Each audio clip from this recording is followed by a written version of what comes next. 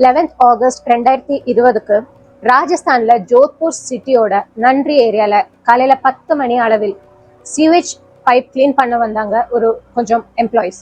அதுல வேலையை அவங்க ஸ்டார்ட் பண்ணாங்க. கொஞ்ச நேரமாச்சு. ஒரு சஃபாய் எம்ப்ளாய்க்கு அந்த சீவேஜ் பைப்ல ஒரு பெரிய பாலித்தீன் பேக் கிடைச்சது. அது ரொம்பவே ஹெவியா இருந்துச்சு.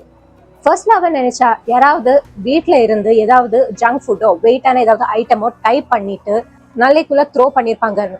அவ எப்படியோ அந்த பெரிய பாலித்தீன் பைப்ல இருந்து வெளியே எடுக்கிறான் அந்த பேக. பார்த்தா உடனே சஸ்பீஷியஸா இருந்துச்சு. அவன் அந்த பாலித்தீன் பேக ஓபன் பண்றான். பார்த்தா உடனே ஷாக் ஆயிட்டு நிக்கிறான்.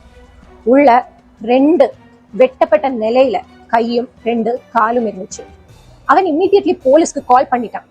கொஞ்ச நேரத்துக்குள்ளேயே போலீஸ் கூட சைட்டுக்கு வந்தாங்க. பார்த்த உடனே தெரிஞ்சது இது ஒரு ஆம்பளையோட பாடி பார்ட்ஸ். அதை தவிர யாருன்னு ஒரு க்ளூ கூட போலீஸ்க்கு கிடைக்கவே இல்லை. பாடி ஐடென்டிஃபை பண்ணுறதுக்கு தலை வேணும். அது ரொம்ப கஷ்டமான ஒரு டாஸ்க். பட் போலீஸ் ஸ்மார்ட்டாக கேஸ்ல இன்வெஸ்டிகேட் பண்ணி ரொம்ப சீக்கிரம் சால்வ் பண்ணிட்டாங்க.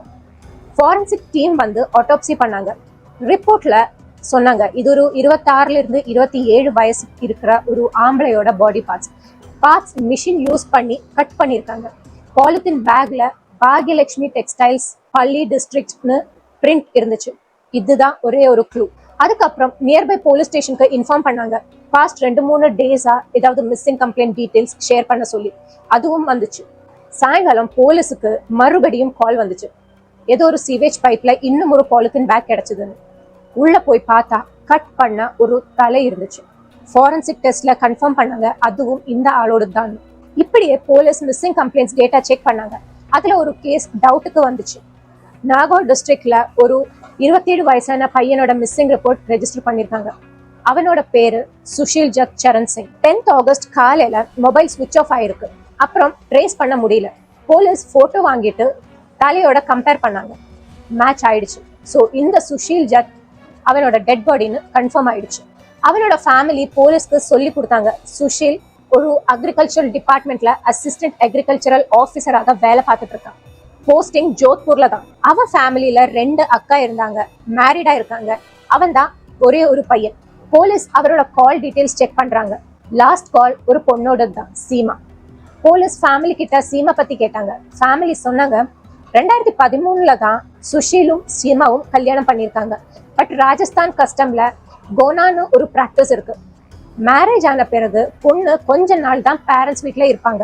அப்புறம் கோனா செரமனி ஆச்சு பிறகுதான் ஹஸ்பண்ட் வீட்டுக்கு போறாங்க. ஆனா சுஷீலும் சீமாக்கும் கோனா நடக்கவே இல்லை. சீமா இப்பவும் அவளோட அப்பா அம்மா வீட்டுல தான் இருக்கா. அப்புறம் போலீஸுக்கு மறுபடியும் க்ளூ வந்துச்சு. ஜோத்பூர்ல ஒரு பார்க்குக்கு பக்கம் ஒரு அபெண்டன்ட் ஆன ஒரு பைக் கிடைச்சது. நம்பர் பிளேட் செக் பண்ணி பார்த்தா அது சுஷீலோட பைக் தான்.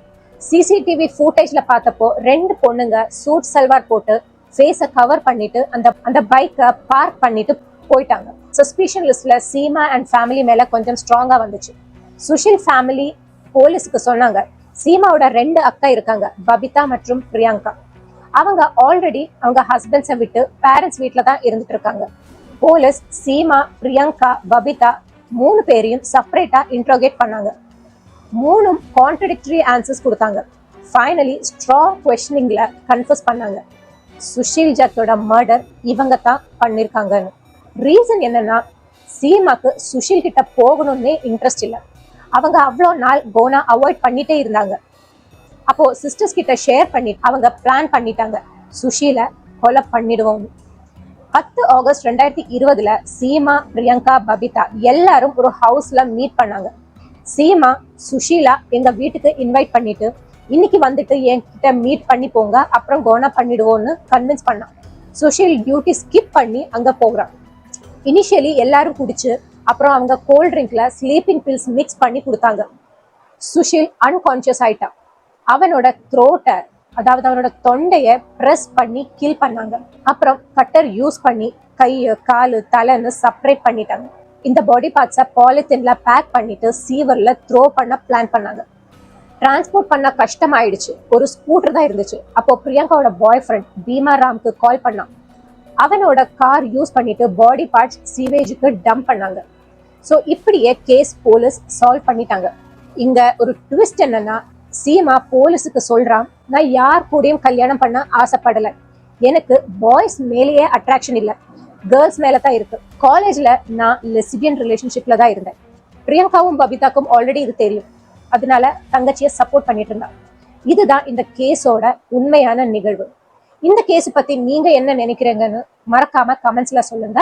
மீண்டும் இன்னொரு வீடியோ பார்க்கலாம். நன்றி, வணக்கம்.